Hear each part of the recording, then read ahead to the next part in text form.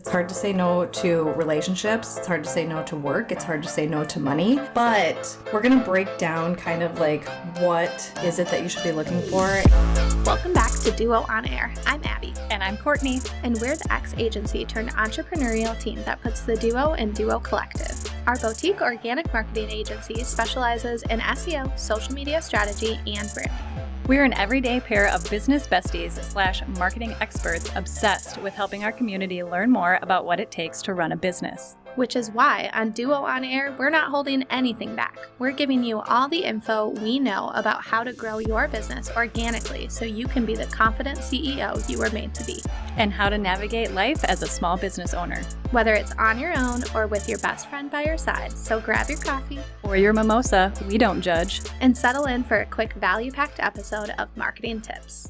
Welcome back to the Duo On Air podcast. This is episode number 163.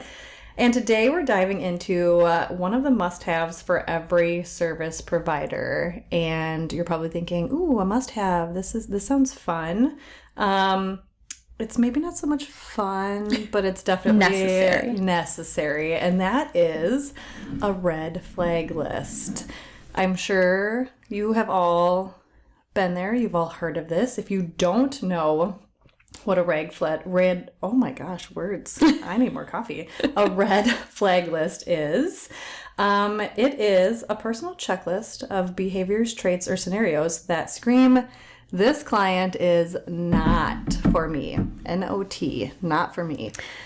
This is a tricky thing to kind of navigate, and Abby and I have definitely had a few red flaggers, and it's really hard for us to say no.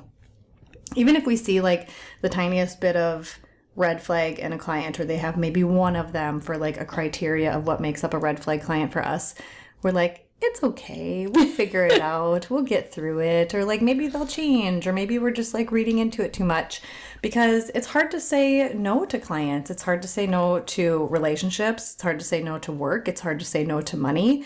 But we're going to break down kind of like what is it that you should be looking for and why actually red flag clients could potentially take away from stuff in your business too. So maybe not the sexiest of podcast episodes, but definitely necessary and something that I think we can get better at as we grow our businesses, and making sure that we're bringing in clients that serve us, that we can serve them, and that we know will be a really good relationship. Yeah, and if this is something you haven't thought about before, so you're like, oh, interesting, I think then now's the time to do it, because a lot of times you don't think about creating a red flag list until you've already gone through a handful of red flag issues. So it's even better to just jot something down. And this doesn't have to be formal. No. It doesn't have to be like some laminated document unless you really want it to be, but it can just be something that you just literally scribble some things on your notepad, or Post-it, or you have a Google Doc, and you just keep it in mind anytime a new inquiry or you have a new discovery call or anything like that. You just kind of keep that in the back of your mind, as these are important things to watch out for. And it could even be great for like the interview process too, right? So let's say you're building your team. It's not necessarily a red flag list. We're going to be specifically talking about clients here, but if you're building a team and you have interviews, or you have them send you an email with their portfolio or anything like that, you can also use these to kind of like figure out if there's any red flags that you see in somebody that you want to hire on your team. So it can go further than just clients, but we're specifically kind of diving into the clients. Yeah, so let's talk about a few red flags that we have on our list, and things that you can kind of watch out for as well. I feel like a lot of these are going to be on anyone's list a little bit, but we'll walk through these. So the first one is having unrealistic expectations. So basically, this is a person that's going to want everything right now, and they likely might also ask for a discount, or they might just question your prices a lot. I think the timing is a big one. So we get this question a lot about timelines. And I think like sometimes it hits the red flag and sometimes it doesn't. And it depends on how they answer. It depends on how they respond to our answer. Yeah. So we get questions a lot where it's like, how long, like, can I get my branding done at this time? Or can my branding be, can we bump that up, or is there any way to go faster? And our response is always no, because branding is a creative process. And if you rush the creative process, the output is going to feel rushed too. And you guys know, like, you're likely a creative business owner, or you're creative in some capacity, even if it's not branding. But our creativity is all different, like how we act and how we are creative. And you only have a certain amount of creative juice in you, and there's going to be days where you don't have it. And if you have a really, really tight timeline, then that's going to be a problem. You're because forcing that creative juice on days where you potentially don't have it. Yeah. And then the output is not what you want. So that's something to keep in mind, is that we always position it as this timeline is built in your favor, not ours. Like, we are building it in a way that's going to produce the best product and the best output, and your brand is super important, and we are not going to put unnecessary pressure on your brand to bring it to life. And how they respond to that is kind of a sign as to whether you might be a good fit or not. Right. And it's funny that you brought up a brand example, because as I'm sitting here, I'm thinking about SEO examples. And so one of those for us, I think, is when somebody's like, okay, well, how fast are my SEO? Like, after I work with you, how fast is my SEO going to improve? Yeah. Or if we have somebody that comes in and they're like, I need to be on page number 1. So it's like things like that where you're like, okay, I get it. Everybody wants to be on page number 1, but you don't necessarily, like, when they say need, that's a little bit of a, okay, well, are they going to be like hard to work with? Because SEO takes time. And that's a thing too, where a lot of people come in and they're like, okay, I need to be on page 1 in 3 weeks. And it's like, well, that's very unrealistic. That's not possible. Right. And we just talked about this in the last episode. So go back to 162 if you haven't listened to it yet. We talked about how long SEO really takes.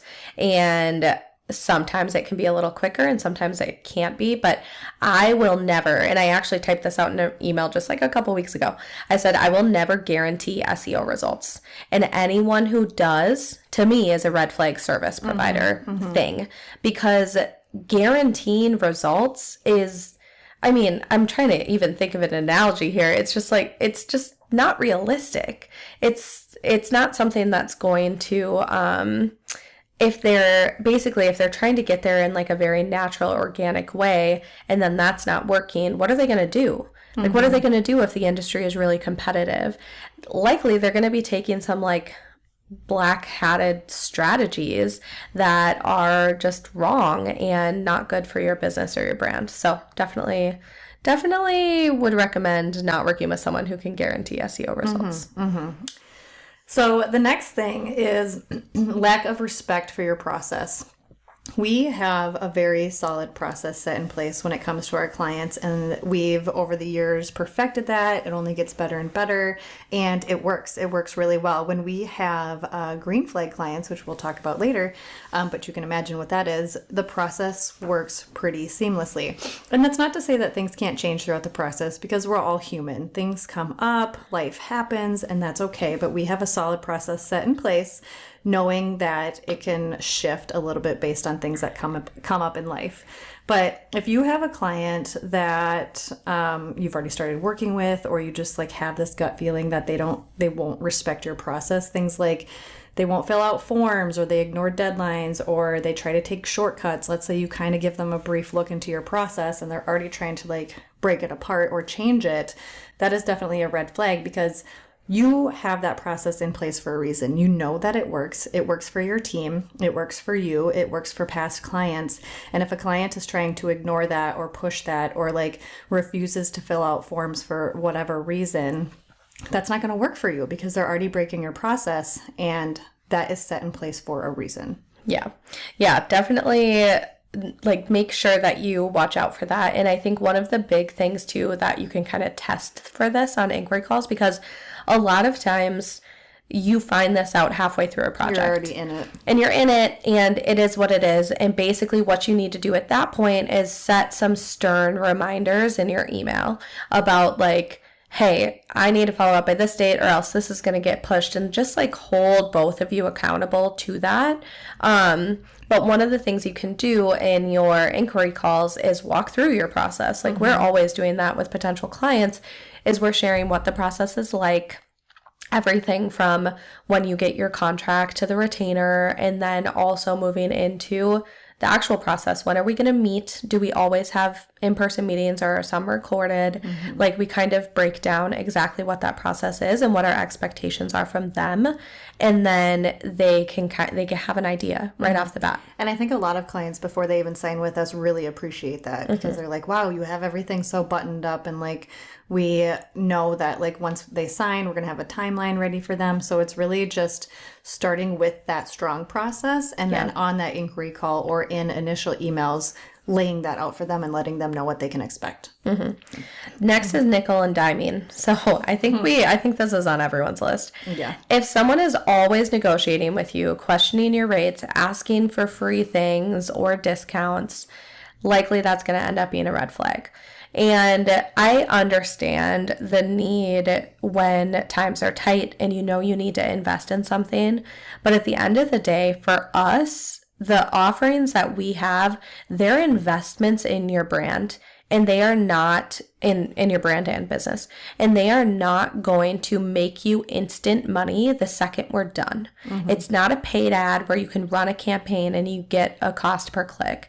This is something that will give you strength 5 years down the road for your business, but it's not going to be instant.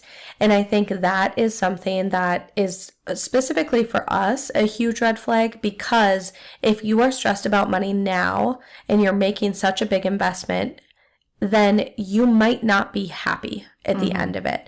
Not because you're not happy with the work, but because your expectations of the results aren't accurate. Right, exactly. And I think something with the services that we offer too is that, like, yes, we give you this amazing brand or these amazing things for your SEO on the back end of your website, but there's part of it that falls on you too. Like, you have to take that brand and run with it and apply it to everything you do moving forward. You have to live and breathe it. Yeah, you have to live and breathe your brand. You have to take those keywords and start creating blog content going forward that Abby gives you. So it's not just we do this great service for you and hand it off and we're like, here you go, everything should work flawlessly and perfectly for you, you don't have to do anything. That's not true. Yeah. Unfortunately, when You'll you work see with traffic, sales, and inquiries tomorrow. Right. Yeah, that's not true. You have to take a lot of the hard work that we did too and apply it to your business and make it work for you as well. So it's not just a handoff, here you go, everything should work now. It's a collaboration, and then you have to take it and make it work for you as well. Yeah. And we've had these. So one of the things too that kind of goes along with the red flag list is maybe writing an answer for every one of these questions that might happen on your inquiry call. So if someone is saying like, hey, can we make this process any faster? Or could I change the process in X, Y, and Z? Or can I get a discount? Or do you offer anything? Like things like that. That's something where you can create these answers so that now you always have a well thought out answer to this person. If they accept it, great. Sometimes people just ask the question. Like, I'm a big fan of like, yeah, someone might give you a discount. Someone might give you a deal. Yeah. You just got to ask for it. And it's like, but don't push. Yeah. Right? Like, ask once and you might get a yes. Worst case, you're going to get a no. Yeah. But don't keep coming back and being like, okay, if you're not going to give me a discount here, can I give a discount here? Or like, can you do this for me? Or whatever it might be. And we have a few like perks for our clients. Like we have a 10% pay in full discount. So if someone wants to pay in full right now, like absolutely, we'll give you 10% off. And we also have, which the funny thing about that is we don't really communicate that a ton. No. It's just in like the FAQs in our proposal that goes over. And people have been loving that. Yeah, I know. It's great. funny because, some people read the fine print or the FAQs and some people don't. Yeah. And so when we see somebody pay in full, we're like, wow, they read more than, the average person it's does. almost like a little like nod to attentiveness too of like, wow, you read the fine print, and I like that. I am not a read It's a the green fine flag print girly. So who knows, I'm probably paying way more for everything in my life than I need to.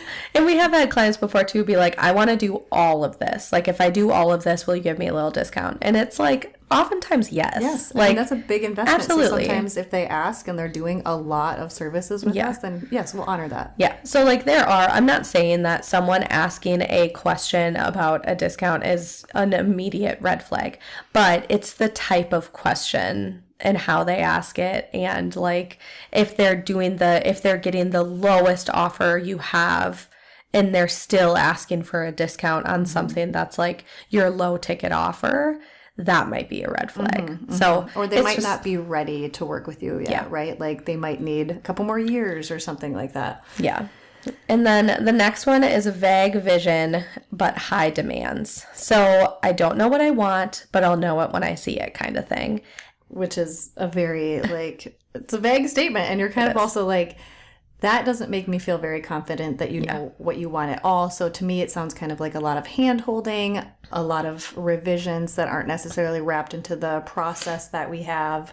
Or maybe they're like very confused on their brand strategy or something and they don't want that package. They just want the visuals. But we're like, actually, it sounds kind of like you need this package based on like not knowing much about your business or what you want or something like that. So sometimes if a client comes to you and they're unsure of what they want, but they can guarantee that they will give you that answer when they see it, that's just not okay, because it's just, you could run into a lot of road bumps along the way, a lot of revisions, a lot of kind of taking advantage of the process or of you and your work, and that gets to be very draining and exhausting.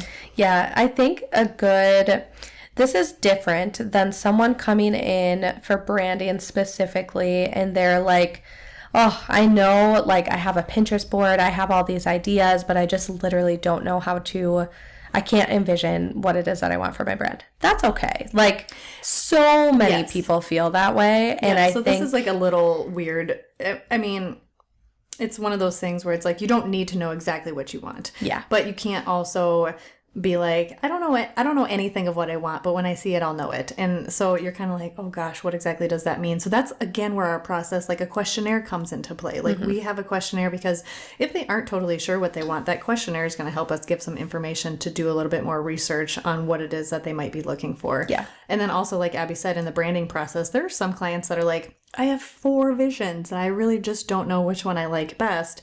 That's our job to take those visions, make them into mood boards, and really help sell them on those 4 mood boards and like which one feels the most you. Now that you see the mood board with the strategy, what gets you most excited? I'd say a good differentiator here is if someone says, I don't know what I want, but like they're very precise and specific in how they want things created and delivered. Whereas I don't know what I want, but I trust you completely and I love everything you create. So please just lead it and take it away. Like you see the clear difference between what makes that red versus what makes that green because the trust is there. Like if someone trusts us, they don't know what I want, they trust us, they love everything we do, then we feel great. Like, yeah, please, because we're the strategy piece of it. So we will absolutely look into your brand in terms of like color psychology, all of the different like elements of strategy that come behind a brand other than just what you see on Pinterest, because it's so much deeper than that. Oh yeah, so much. And so the trust has to be there.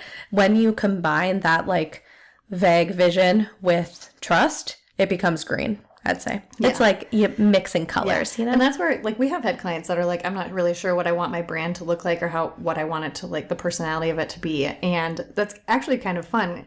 It's like a little bit of a fun challenge for me, but when they pair it with, but I completely trust you because you're the expert here, that's where I'm like, okay, let's do this. Like, this is really fun. They have multiple things that we're going to pare down and like really nail it for them. Yeah. So the next one is poor communication, which this one seems pretty obvious, but things like ghosting or endless revisions, again, that's kind of like you're already in it, or expecting 24/7 availability. That's a huge red flag. If a client is like, okay, how can I get a hold of you? And if they're reaching out at 10 o'clock at night, or they're Voxering you really late, or they're sending, emails is kind of like, like if they send an email late and they expect you to answer late, that's a no-no. But if they send an email late just because that happens to be when they're working, but they know that they can't expect an answer from you that night, like it could be the next day or even like a business day, then that's fine. But if they are texting you, even sometimes, we have to make sure that we set those boundaries too and make them very clear up front. And if they're somebody that wants to break those boundaries or expects to have your cell phone number so they can get a hold of you whenever, that's a red flag. Yeah. Sometimes when you're in it, it's like too late. You need to chalk it off to just like, okay, I got to get through this client and now I know how to set better expectations next time. The problem is a lot of times we're in something, we realize we need to have better boundaries, but then we don't do anything about it until we're in it again. So it's definitely one where if you're in something like that right now, figure out how you can restructure your boundaries to make it very clear. And one of those can be like in the timeline that we send over to our clients, we let them know exactly when we're meeting live and when they're getting something as a pre-recorded video. That sets the expectation right there. We also, when we kick off Voxer, we let people know when we're going to answer, like how long it's going to take, all of that kind of stuff. And I would say a big part of this is also setting the example.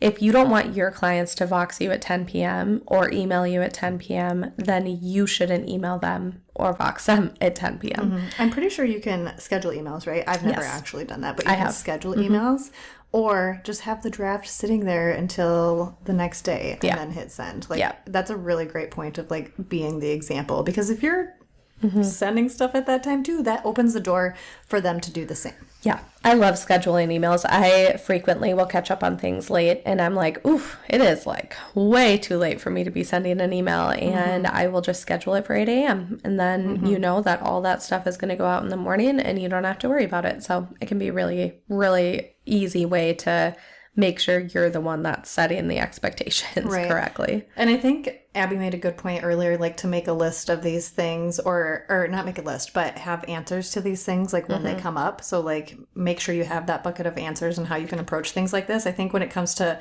the poor communication or expectations or anything like that, making us like that same kind of like, how do I answer these things when I'm in it? Yeah. Like let's say they're ghosting you, or they're they keep having all of these revisions that aren't a part of the process. Like you're in it, and sometimes you're just going to do it, right? Because you just need to get this project done, or you need to keep moving forward. But again, making sure that you maybe have some sort of an answer or an email or some form of communication that can go out that says, okay, you've actually exceeded your revisions, and I'm gonna you know, do these revisions now, but going forward it's gonna cost X amount of dollars an hour if you have more. And we can do that, certainly, but you need to protect your time and your money too. So just having maybe some of those answers ready to go in case you run into this mid-project. Yeah, and you're allowed to pause. Like if you're in the middle of a project right now where you didn't set good boundaries, you can still set them.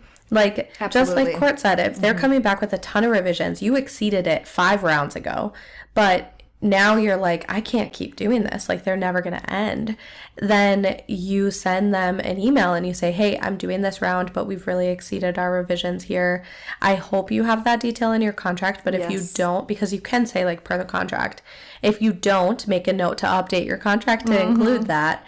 But then send them a note and say what it is going to be additional. And that can just like give you some peace of mind that you're not going to be in this spiral forever. And you do have to like lay down the law, set that boundary at some point so you're not going absolutely crazy. And then the final one is that gut feeling just off when you meet with someone? If something feels off or wrong, or you're just like anxious about a project before it's even started, I know we all get in this like situation where we're just like, oh, it's a super slow month. Like I have to take anything that comes to me. It doesn't matter if it's a red flag or not. And we've been there. We've done that. We've done it more than once. And that is something where we always pay for it because the project goes longer than it needs to. It ends up taking us more time or costing us more money. And then at the end of it, like we find that we do get booked and the right clients do come. And now we're bogged down with a red flag client and we can't focus on the right clients. And that's a crappy feeling. It doesn't feel great. And then at the end of that project, we're like, wow, we probably shouldn't have like we just didn't mix with them, we shouldn't have worked with them, and then it's taking all of this creative energy away from you to like you want to work on these red or these green flag clients, and a lot of your creativity and energy is kind of tapped because you're working with a red flag And client. at the end of the day, those clients aren't going to be the portfolio features you want. They're not going to be something that's going to drum up new business because they were hard enough to work with. It's just something that's going to take all of your energy, and you're not even going to be able to spend that energy now to market to new clients because you're so tapped out. So it's something where it can be super hard in the moment to say no to money when you feel like you need it. But oftentimes we find, and I think many service providers who have been in business for a few years will all admit that they've had a project where that extra few $1,000s wasn't worth it. Absolutely not worth it at all. Yeah. So that brings us into our next section, which we kind of just briefly talked about, but why ignoring red flags costs you. So one, we just said it drains that creativity and passion. These clients make you hate the work that you used to once love, which is sad because that's not why we got into this business. We do these things, we have these services because we're super passionate about them. It makes you question if you're even good at what you do. Sometimes it really does. I mean, there's been times where I've like pinged Abby and I'm like, am I a good designer? Do I suck? Like, is this awful? And she's like, Courtney, stop. And, you know, some days she has days like that too. And I'm like, I'm sorry, girl, but you're the Beyonce of SEO. So you just keep going. Beyonce. High honor. Wastes your time and money. We just mentioned that too. More revisions, more headaches, less profit. Abby said, you know, by the end, that extra $1,000 just really wasn't worth it. Time is money and your energy is money. And we need to make sure that we're not always just chasing that dollar in slow months and taking red flag clients. We have to protect our energy, our creativeness, our time. And we need to like look at it other than just making money at the end of the day. And it prevents you from serving those dream clients.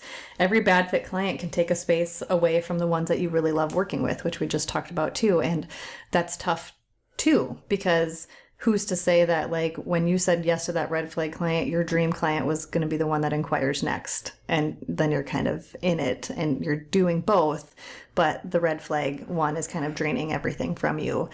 And then you're not able to give those dream clients all of the love and creative energy that you wanted. Yeah. And I'll give you a little, I'd say maybe like a mindset tip that kind of worked for us, but something that we did. So January was a really, really slow month for us. And I think it was a slow month for a lot of people. It was. We were very open and vulnerable and just talked a lot about it because we were like, what is happening? We had a lot of internal conversations, but then we'd be talking to like friends and family or other entrepreneurs that we knew, and they're like, sames. And we're like, what is happening? Yeah, like, things were just slower. And people are just not, I think they're being a lot more conscious about how they're spending, which means from a sales perspective, you have to kind of flip the script on the value of what you have to offer. And there's definitely things that you can learn during that time. But we knew ever since we had our annual planning meeting last fall, we knew that we are doing the hard work right now for our business to grow bigger than it was last year. And we trust everything that we did. We trust the strategy behind it. And just because we had a few slow months, we weren't going to let that affect where we were going and like what we were spending our time on and what we were investing in. And so one of the things for us, because you can get really paranoid during those times, especially since we now have a team. So it's not just us. It's not just us that needs to take home money, but we need to pay the people that work for us. And that can be a really scary thing as a business owner when you have slow months, because if you have too many slow months, then you're in a problem. Yes. So for us, one of the things that has just like, I'd say, help us mentally is there's a local credit union here that we ended up getting this line of credit at a stupid cheap interest rate. And there's so many like banks that do this, or government programs, or like small business associations. There's so many places that have grants, line of credits. They have these like programs for small businesses and entrepreneurs, and we have never touched that money. It sits there in the bank, and we know there's like this stupid low interest rate. We know it's there, and that has allowed us to lean in on the months that we are slow and know that if for any reason we are slow for too long, we have something else. We have something else to lean into. And we've brought it up a couple of times, and we're always like, we don't want to touch it. We don't want to touch it. But like, if an emergency situation were to happen within our business, we know that it's there and that we can touch it. Yeah.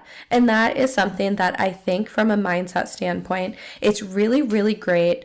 And we've talked about this a lot of times on the podcast, like on how we structure our business with profit first and how we divide up our accounts. And we always have like healthy savings and all of that.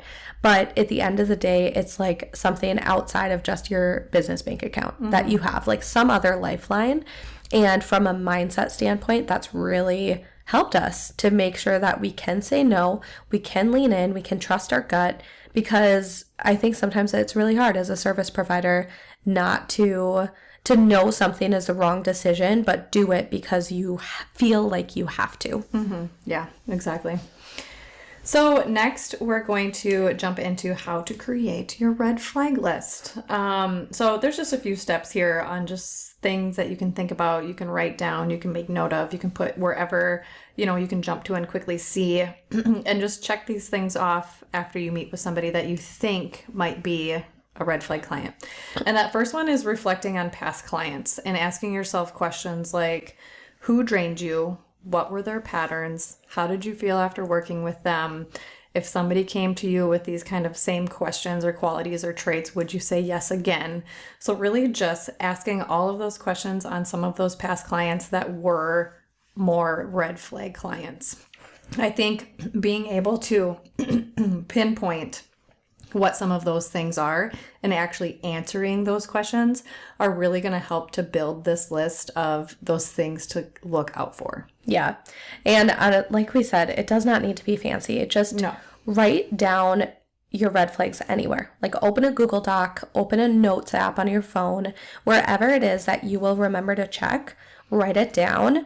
And then the next thing you can do is weave this into your process. So do you have processes like written down for your offerings? And I know we've talked about this on the podcast before with Taryn. I think it's episode 60 or something. I'll see if I can find it. We talked about building SOPs for your business. So it's episode 61. This is something that can be super beneficial for your business and for your products and offerings and all the things, because actually mapping out what that process is going to look like, where you're going to remind your client about all of these different boundaries that you have in place and how you're going to set expectations from the beginning. So you can weave all of these little mentions into your process to make sure that you're not, like, say you had a pink client, right? You had a pink flag kind of happening, but you don't want it to turn to a red flag. Like I would argue that a pink flag is a red flag, but sometimes we all get into that situation where pink turns red, and we can kind of avoid that or turn them into green by setting our expectations up at the beginning. So if you have an SOP written down, which again is just like a list of your process, literally everything you do, write it down. These can be overwhelming. They can be. Because it's every part of the process, which seems, if you do this for your business, you'll see that there's a lot of parts and pieces to every step of the way. So SOPs can be a little overwhelming, but don't. I think it's fun. Let it. Abby thinks it's a blast. Sometimes I'm like, oh my gosh. But it's a really good way to look at every single step in any process of what you do for your business. So if you're looking at an SOP and you're like, holy crap, this is so long, this is so much, it should be. Yeah, it should be. It's everything you do. It's every email you send. It's every internal review you do. It's every meeting you set up. What do you have to build on the back end? Like, do you have to open a Google Drive folder? Like, even if it's just create Google Drive folder, write it down. You write down every single step you do, and then that's where we can weave it into your process. So if you have that SOP created, drop that into ChatGPT and then ask ChatGPT, hey, here's my red flags. Can you find parts of my process where I can watch out for red flags or set expectations, manage my boundaries better, things like that? And that can really help you kind of update either your inquiry forms, your contracts, set those boundaries and expectations in email templates, different things like that. And I'll argue that contracts are so important, like making sure to have things in your contract that protect you, because there are clients out there that will go back to that contract and read it word for word and be like, this is not spelled out in the contract, so you're wrong. Or like, no, like you still need to like give me this or whatever it might be. And then, then you'll learn like, oh man, my contract isn't as buttoned up as it should be, or I should have this line item in there. So really making sure that your contracts are buttoned up to protect you and your business at the end of the day. Yeah. And this is a perfect task to add to your next CEO day. Yes. So if you guys incorporate CEO days or partial days into your business, which is just like a week dedicated for you to work on your business, which highly recommend everyone has one of these at least once a week, if not, every other week. Setting this up then can, like, building out these processes, creating email templates, writing down your red flags. This can be a really good CEO task. Absolutely. And so step number 4 is setting those boundaries and sticking to them. So just remembering that sometimes saying no is the best answer, and it's protecting your business, your energy, your sanity. And again, we can't stress this more. By the end of some of our red flag client projects, we are like, was that extra money worth it? Or was it worth it to say yes to somebody that we knew clearly wasn't the right fit for us? And we only said yes because we were having a slow month. Like, that never actually has worked out to be a positive thing for us. It's only actually hurt us. Yeah. So let's talk about green flags. Woohoo! Just like a red flag list, you should create a green flag list. And honestly, this can be a thing that you can even share on your website. This is that section that's like, we're the best fit if... ... What bullets would you have there? Yep. And get people to say, heck yes, that's me too. So make sure that you take a moment to write down either your dream clients, or I would recommend maybe leaning into the clients you've worked with that you've had really great experiences with, that you've loved the process and the project, because a lot of times we can have this like dream client vision in our head that's unrealistic or not real, or you get a dream client and then you realize like, oh wow, this is not what I expect. They were a red flag. So Yeah. I think that can be something too, where I would really just focus on writing down what the existing clients you've worked with have in common. What are those elements to them that really made you love that project? I think too, for us, like just 2 quick examples of when I can tell it's a green flag client is, one, when they say, you guys are the experts, I fully trust in you, and I want you to be the one at the end of the day to say, I think this is the best option, or I would go this route because of X, Y, and Z. Now, they're not always going to go that route, because at the end of the day, it's their brand, specifically for branding. But a lot of the times, our green flag clients are like, I trust you. What do you think about this color palette, and what it makes me evoke, or like how it makes my personality of my business come to life? And then the other thing is when somebody on an inquiry call is like, I just love you gals. Like, you guys, I just want to be your friends. Like, outside of work, I want to be your friends. I want to go get a coffee with you or a drink with you. Or when they say things like, I feel like I already know you so well. Like, I feel like we're friends. And that always gets me so excited, because they are relating to us on like our personal level and how we show up within our brand. So they're not just coming to us because we have great work or great testimonials or whatever it might be. They truly want to work with us because they like how we work, and they just feel like they jive with us. A huge green flag is that they are already in our world. Is that they are either on our email list, they listen to our podcast, they are engaging with us in some way, shape, or form, they've consumed our blog, whatever it may be, they are in our universe, and they already know us. Like, that's where they can say like, oh, I've been consuming all of your content forever, I love you guys. And it doesn't have to be forever, but they're just somewhat in our world. And I think the really cool thing about that is, like, when you write down a green flag list like that, you can kind of think in your head like, okay, they're in our world. So like, yes, growing my audience is important, but who I sell to, like who I'm selling to more specifically, already exists. They already follow me on Instagram. They already are on my email list. They already listen to the podcast. So how can I make sure that I'm showcasing my offerings to those like hot lead clients that already exist in your universe? You don't need to try and reach the world with what you're creating. It's nurturing your audience and it's been there for a while. Absolutely. So it kind of can change your perspective too on selling, because you're not selling to the whole world. You're selling to your world if that is what's on your green flag. So everyone's going to be a little bit different, but I think for us, it kind of takes the pressure off of selling, and then you can find some consistency in your own marketing to reach your current audience in a way that, you know, knocks off these green flags. Exactly. Yeah. So another thing for the green flag client list is what makes like a chef's kiss client. So basically, like the list that you have for the red flag client, make one for a green flag client. Like we kind of just gave a few examples of like what makes green flag clients for us, but like make that list. Like look back at some of the clients that you absolutely loved working with and like how did they make you feel? How did you know that it was going to be a great fit? How did that process go? So on the flip side, you have, you know, your red flag, and you should also have a green flag. Like what is it that makes you want to just like say yes and work with them and kind of like track that process too.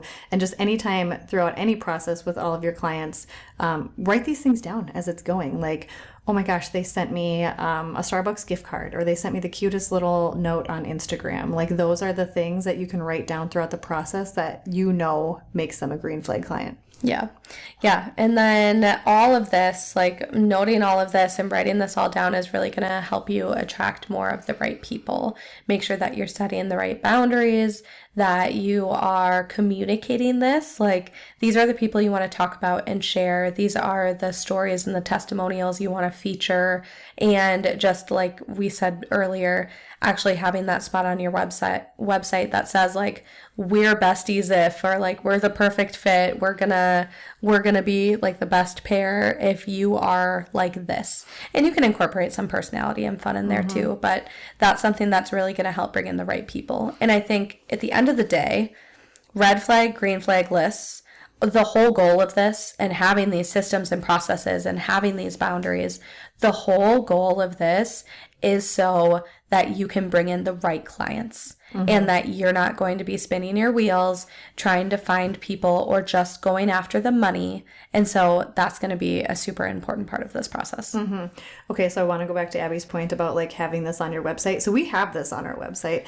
And on the flip side, we have the like, we're like, this is what we're all about. We also have a we're not about. So if you go to our actual about page on our site, we have we're all about encouragement, giving grace, screen time limits, and serving you and serving drinks, obviously.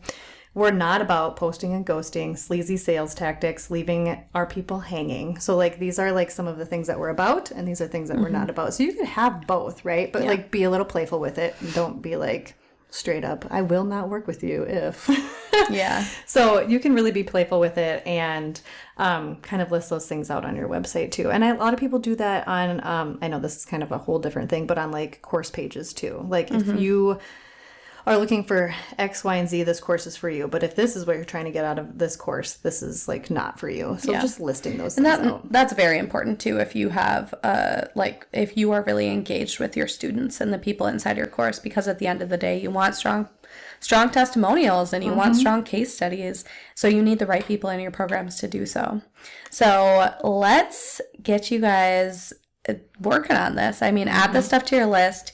Incorporate it into your next CEO day. And again, does not have to be fancy. Don't make it overwhelming. No. Just give yourself 30 minutes. 30 minutes to sit down and write red and green flag list for your clients on your next CEO day. Remember, if you need help, ChatGPT can always help you brainstorm through things like this as well. Always.